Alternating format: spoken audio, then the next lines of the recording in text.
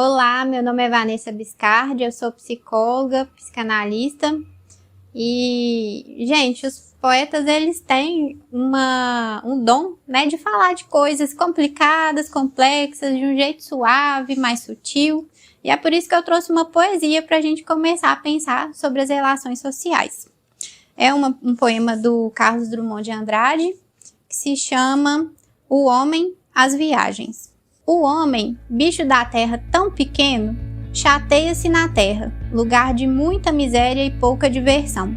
Faz um foguete, uma cápsula, um módulo, toca pra lua, desce cauteloso na lua, pisa na lua, planta bandeira na lua, experimenta a lua, coloniza a lua, civiliza a lua, humaniza a lua. Lua humanizada, tão igual à terra, o homem chateia-se na lua. Vamos para Marte, ordena as suas máquinas. Elas obedecem, o homem desce em Marte. Pisa em Marte, experimenta, coloniza, civiliza, humaniza Marte com engenho e arte. Marte humanizado, que lugar quadrado. Vamos à outra parte? Claro, diz o engenho, sofisticado e dócil. O homem põe o pé em Vênus, vê o visto. É isto? Idem, idem, idem. O homem funde a cuca se não for a Júpiter, proclamar justiça junto com injustiça, repetir a fossa, repetir o inquieto repetitório. Outros planetas restam para outras colônias, o espaço todo vira terra, terra. O homem chega ao sol ou dá uma volta só para TV. Não vê que ele inventa roupa incinderável de viver no sol. Põe o pé e, mas que chato sol, falso touro, espanhol domado. Restam outros sistemas fora do solar, a colonizar. Ao acabarem todos, só resta ao homem. Estará equipado? A dificílima, dangerosíssima viagem de si a si mesmo. Pôr o pé no chão do seu coração, experimentar, colonizar, civilizar, humanizar o homem, descobrindo em suas próprias inexploradas entranhas a perene e suspeitada alegria de conviver.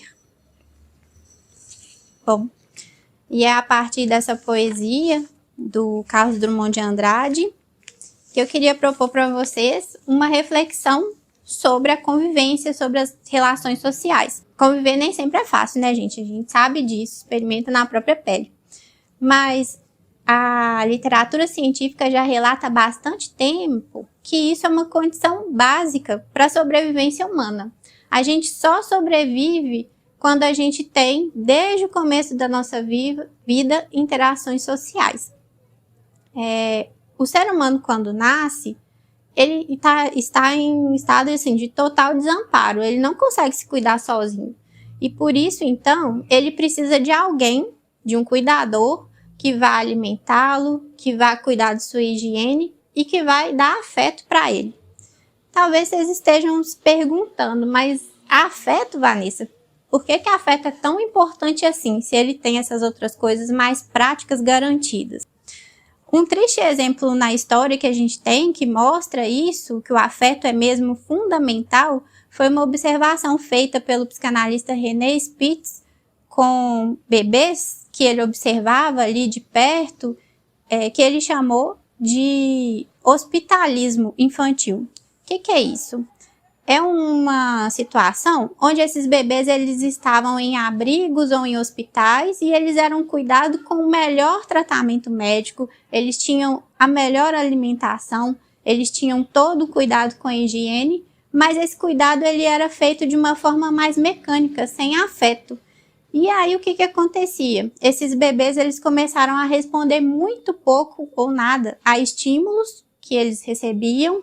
Eles começaram a perder o apetite, pararam de comer, dormiam muito mal e muitos deles vieram a falecer. Então, a falta de afeto, ela mata.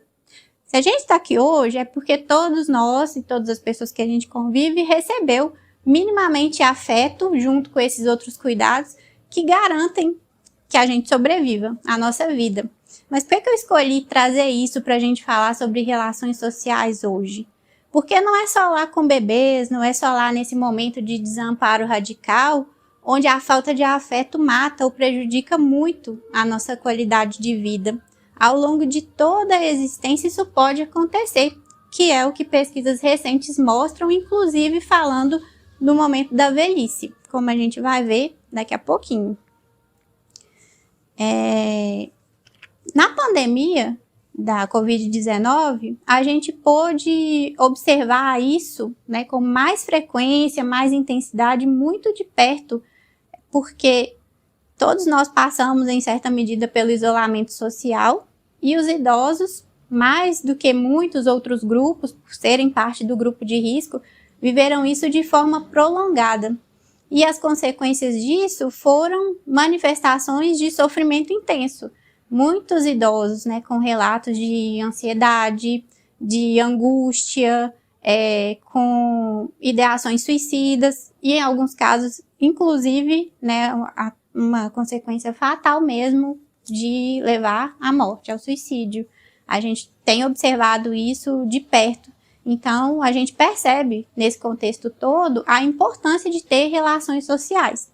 Mas quando a gente fala de relações sociais, não é simplesmente interagir com pessoas, não é ter um número grande de colegas, amigos e conhecidos. É ter relações de qualidade, porque a qualidade é esse vínculo afetivo que faz diferença, que vai contar para que impacte positivamente as interações na nossa vida. Tem um TED Talk chamado Do que é feito uma vida boa, onde um psiquiatra, o Robert Waldinger, ele conta pra gente dados de um estudo que é feito com pessoas idosas, que eles acompanham há 75 anos. Hoje esses idosos já têm uma média de 90 anos e eles têm contato com essas pessoas de 2 em 2 anos, coletando tanto informações de saúde, né, vendo os exames físicos e tudo mais, quanto conversando com eles, colhendo relatos, observando o contato deles com a família. E aí ele traz para a gente 3 aprendizados que eles obtiveram tendo contato com essas pessoas, muito importante em relação aos nossos relacionamentos sociais. O primeiro deles é que as conexões sociais, elas são muito boas para nós e que a solidão mata, como a gente vem vendo com essa fala até então. As pessoas que são mais conectadas socialmente com família, com amigos, com a comunidade, elas são mais felizes e aí elas são fisicamente mais saudáveis e vivem mais do que pessoas que têm poucas conexões. Pessoas que são mais isoladas do que elas próprias gostariam, que elas não têm tanto contato com pessoas ou que elas não têm um contato com a qualidade que elas gostariam, elas se percebem menos felizes, a saúde física delas decai precocemente na meia-idade, o cérebro ele se deteriora mais cedo e elas vivem vidas mais curtas do que as pessoas que não são solitárias. Nesse estudo, as pessoas que estavam mais satisfeitas com as relações que elas tinham aos 50 anos, lá com 80 anos, quando elas foram de novo contactadas, elas apresentavam uma saúde melhor. E além disso, elas, quando relatavam ainda ter boas relações, elas tinham um humor mais estável mesmo quando elas estavam sentindo dor, coisa que não acontecia com as pessoas que relatavam não ter vínculos de qualidade, relações onde elas se sentiam seguras e com confiança. Então, nesses casos, essas pessoas, quando elas sentem dor física, elas relatam sentir uma dor ainda mais intensa, que é intensificada por uma dor emocional, pela falta mesmo do suporte e do amparo. E a terceira grande lição sobre os relacionamentos e saúde é que as relações saudáveis protegem não só o corpo, mas também o cérebro. Estar em um relacionamento íntimo, estável, onde a gente se sente seguro, onde a gente sabe que tem com quem contar se a gente precisar, garante que as nossas memórias elas fiquem preservadas por mais tempo.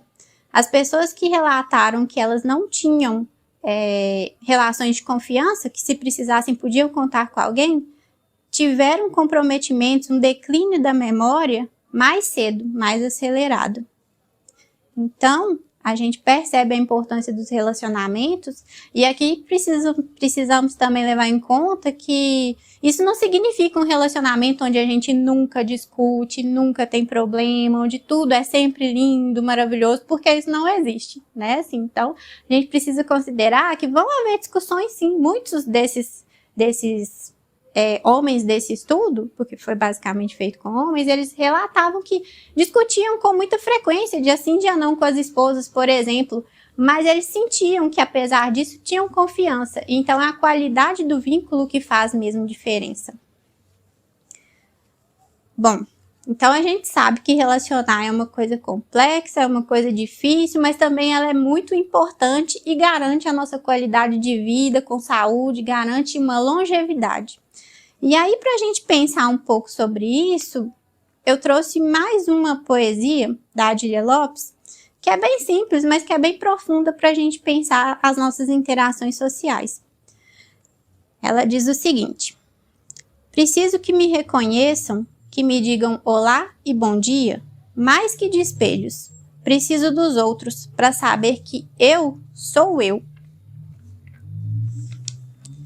E é a partir disso, desse poema bem potente, que eu convido vocês para a gente exercitar um pouquinho, assim, refletir no nosso dia a dia. Quem do nosso ciclo, assim, com quem que eu convivo, que eu sinto que me reconecta comigo mesmo, que eu sinto haver uma conexão onde eu posso entender, me ajuda a compreender que eu sou eu, como eu sou, quem eu sou. Além disso, eu convido vocês a refletirem um pouco, a pensarem um pouco como é que vocês estão construindo as relações sociais, as relações que fazem parte da vida de vocês. Tem vínculo afetivo nessas relações? Tem vínculo de confiança? Eu consigo ampliar a minha rede, né, de interação social?